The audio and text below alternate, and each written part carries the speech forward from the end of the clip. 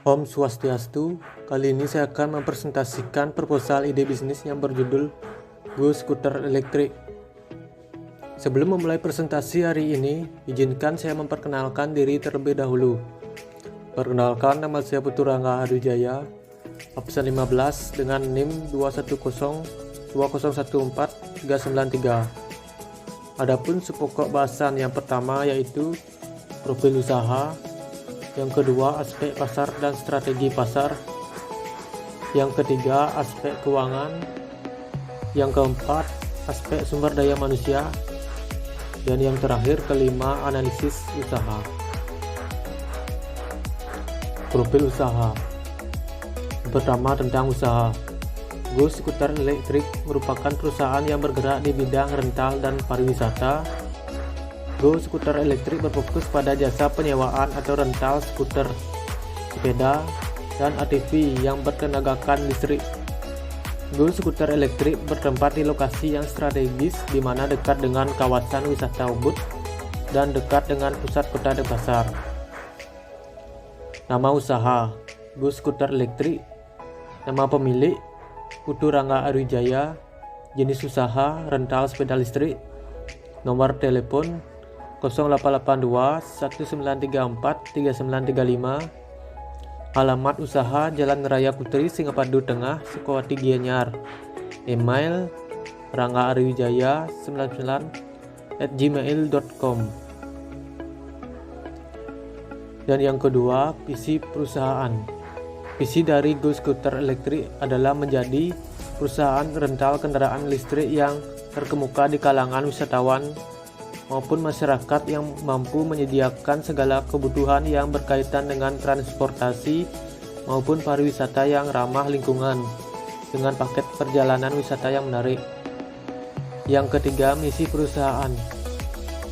Misi dari Go Scooter Elektrik adalah sebagai berikut: menyediakan kualitas pelayanan yang baik dengan memberikan kenyamanan dan keamanan bagi para wisatawan, menawarkan suasana dan pengalaman baru yang ramah lingkungan bagi wisatawan, menghadirkan kemudahan bagi para wisatawan yang ingin memiliki pengalaman berwisata yang berkualitas namun memiliki waktu maupun dana yang terbatas. Selanjutnya, aspek pasar dan strategi pemasaran. Yang pertama, target pasar. Target pasar dari usaha rental sepeda listrik ini adalah para wisatawan domestik dan mancanegara. Maka dengan itu, saya berencana untuk membuka usaha rental sepeda listrik ini di daerah yang banyak memiliki penginapan turis. Yang kedua, strategi pemasaran. Yang pertama, pengembangan wilayah pemasaran. Memperluas strategi pemasaran guna mendapatkan pelanggan yang sebanyak-banyaknya agar omset keuntungan perusahaan naik. Yang kedua, kegiatan promosi. Memberikan potongan harga untuk pembelian paket rental dan pembelian tiket secara grup. Dan yang ketiga, strategi penetapan harga. Penetapan harga harus sesuai dengan relasi perusahaan dan mengikuti naik turunnya harga pasar. Selanjutnya, aspek keuangan. Untuk perencanaan mengenai jumlah dana yang dibutuhkan untuk bermodal investasi, modal kerja kegiatan operasional bulanan, dan perhitungan BEP atau break even point dalam usaha ini dijelaskan sebagai berikut. Yang pertama, kebutuhan modal investasi. Biaya operasional sewa bangunan 1 tahun sebesar 3 juta. Izin badan usaha sebesar 500.000. Dan total keseluruhannya 3.500.000. Selanjutnya, mesin dan peralatan. 1 set laptop seharga 3.500.000 dan total keseluruhannya 3.500.000. Selanjutnya, perlengkapan kantor. 2 set meja dan kursi seharga 400.000, lemari arsip 300.000, buku pembukuan 25.000, alat tulis lainnya 50.000. Total semuanya 775.000. dan total keseluruhannya 7.775.000, sehingga didapatkan total kebutuhan investasi adalah sebesar 7.775.000. Dan yang kedua, kebutuhan kerja. Gaji per bulan, pimpinan 3 juta, manajer 2.500.000, resepsionis atau kasir 2 juta ribu, atau total keseluruhannya 7.500.000. Selanjutnya biaya bahan baku atau produksi per bulan. Sepeda listrik seharga 1.500.000, motor listrik 3 juta ribu, ADP listrik 4.500.000, dan total keseluruhannya 9 juta ribu. Dan selanjutnya biaya umum per bulan.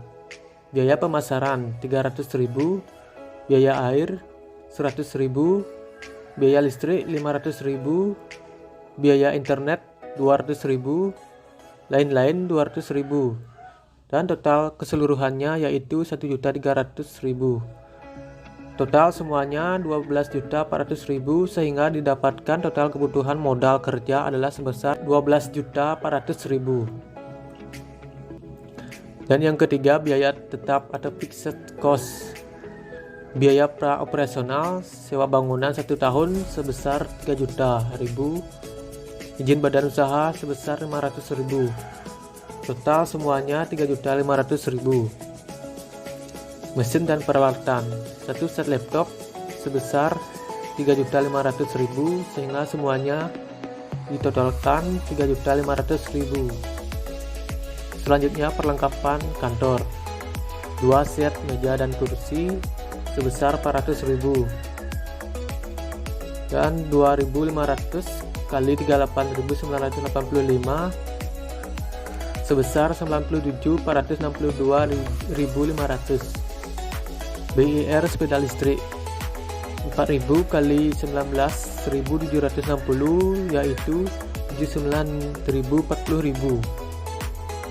BIR motor listrik 5.000 kali 13.229 sehingga ditotalkan 66.145.000. BIR ATP listrik 3.000 dikalikan 35.898 sehingga totalnya 107.694.000. Perkiraan peroleh pendapatan dan keuntungan. Untuk perkiraan hasil penyewaan sepeda untuk setiap bulan adalah sekitar persen untuk tiap penyewaan sepeda, sehingga didapatkan perkiraan hasil penerimaan sebagai berikut.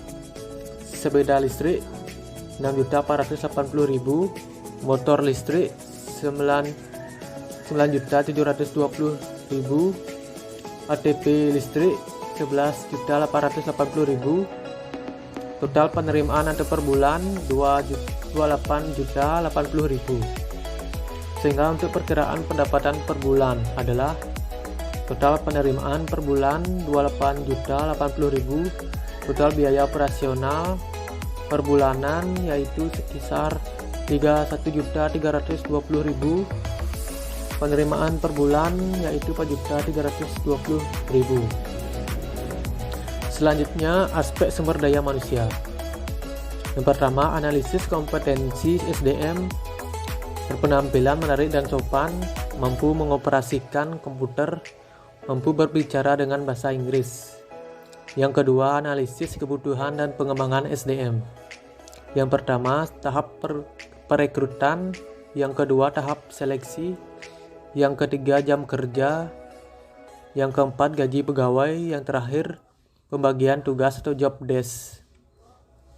Dan yang ketiga, tantangan pada aspek sumber daya manusia. Salah satu tantangan yang harus dihadapi sebagai perusahaan yang bergerak di bidang jasa rental sepeda dalam aspek sumber daya manusia adalah lebih sulitnya didapatkan SDM yang berkemampuan untuk mengembangkan tur pariwisata, serta sedikitnya SDM yang memiliki wawasan yang luas mengenai pariwisata Indonesia. Analisis usaha. Analisis SWOT atau Yang A, strength atau kekuatan. Produk ini memiliki kelebihan dari aspek rupa dibanding sepeda motor listrik yang dapat di pasaran, karena dirancang dengan menyesuaikan karakteristik masyarakat urban di Indonesia. Weakness atau kelemahan. Pada sepeda motor listrik tentunya membutuhkan baterai sebagai sumber tenaga motor listrik tersebut. Namun rata-rata baterai kendaraan listrik memiliki harga yang tinggi sehingga membuat harga motor listrik menjadi mahal. Selanjutnya, opportunity atau peluang.